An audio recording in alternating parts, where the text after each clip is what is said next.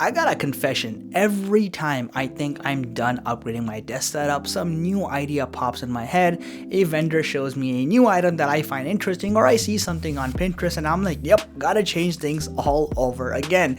I've done this so many times. This is probably like the 5th major revision of my desk setup, but the fact is I love doing it, and even more so I love sharing all the changes I make with you guys to show you all the cool items that I've recently added, some functional upgrades or aesthetical upgrades, and maybe just give you some inspiration of your own even in the process of doing so. But nonetheless, I'm going to talk about everything, and of course every item I mention and more will be in the video description below for your convenience, so let's get right into it. To keep things kind of chronological, I'm going to start off with the stuff that's been with me for a hot minute now, the GOATs if you will, and then make my way to exactly what's new on the desk. Now look, it all starts with the foundation, which is still the FlexiSpot E5 Pro desk. I believe they've discontinued this model, and honestly I don't blame them. It was too darn good for the price it was at. It's a solid 30x60 wood piece or desktop, and also I love the color. The standing mechanism still works just as good today as it did on day 0. It's going to be with me for the years to come. Now of course right on top of that is the Fangate desk shelf system, which again I swear by. It's got lots of functional storage space. I can keep all sorts of small and medium sized items,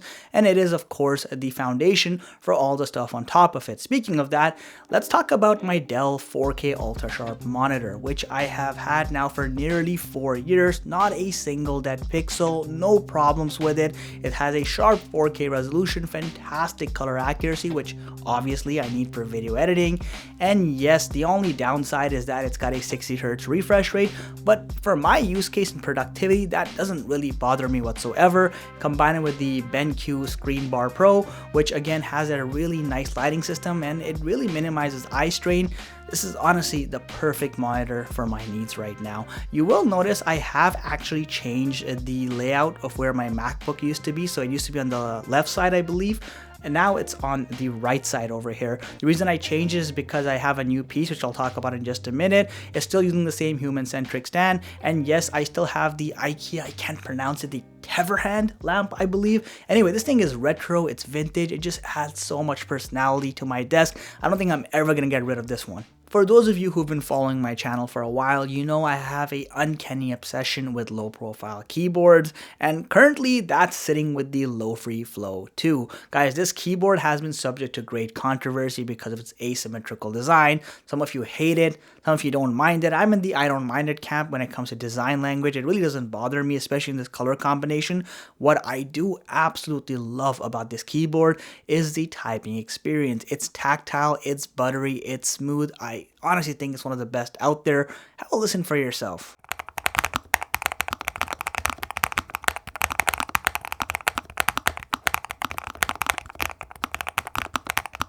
Both my keyboard and mouse are sitting ironically on top of Newfie's desk mat, which is like the arch nemesis of low-free keyboards, which again is kind of funny to me, but this desk mat is really good.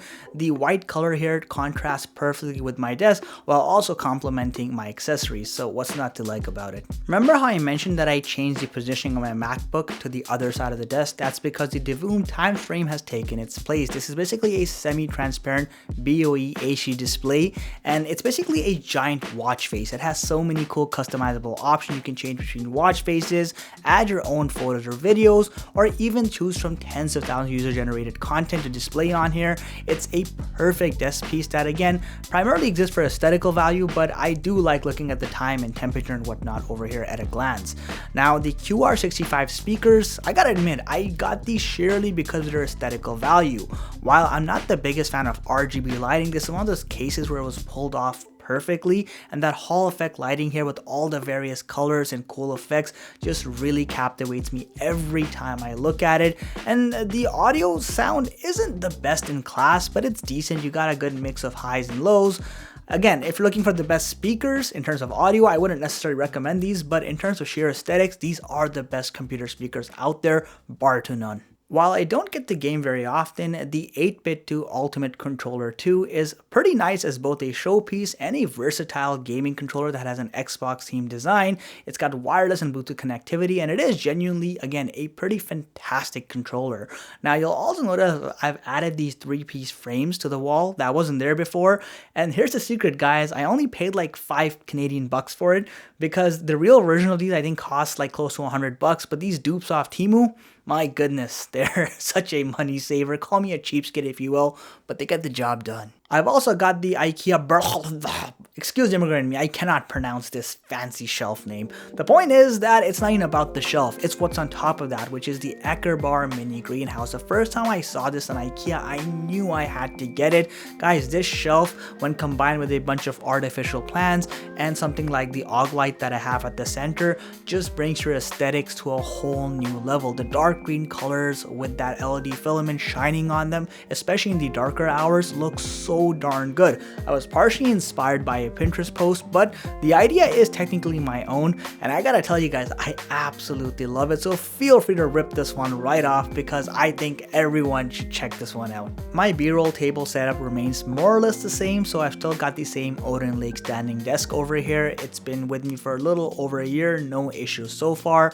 You will also notice I've got the Govee lighting system here, which I had, I believe, in my past videos as well, but again, it's great for B-roll shots, adds a lot of personality, and also it serves as a great backdrop like you're seeing right now in real time.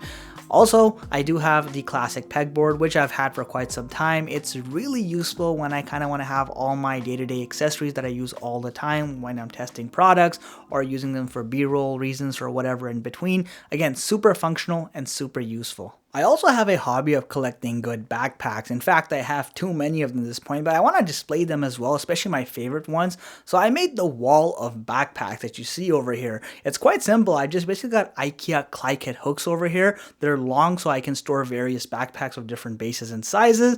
And on top of that, they're really functional. When I'm not using them, I can just close the hook. So I pretty much use them both for showpiecing as well as just as a vertical storage solution. And honestly, I think everyone might benefit, especially if you have a tight storage space like I do. And right next to that, I do have this displayed poster over here. Look, I think it looks really cool. I love the design, but if you are outside of the US, I don't think displayed posters are worth it. Just the shipping costs and custom costs is so much that often doubles the product price. So I wouldn't get it again, but I definitely think it looks really nice. That's pretty much everything I had to share as far as my latest desk and studio setup goes. In case I missed anything, I'll be sure to put it in the video description below alongside all the other items I talked about.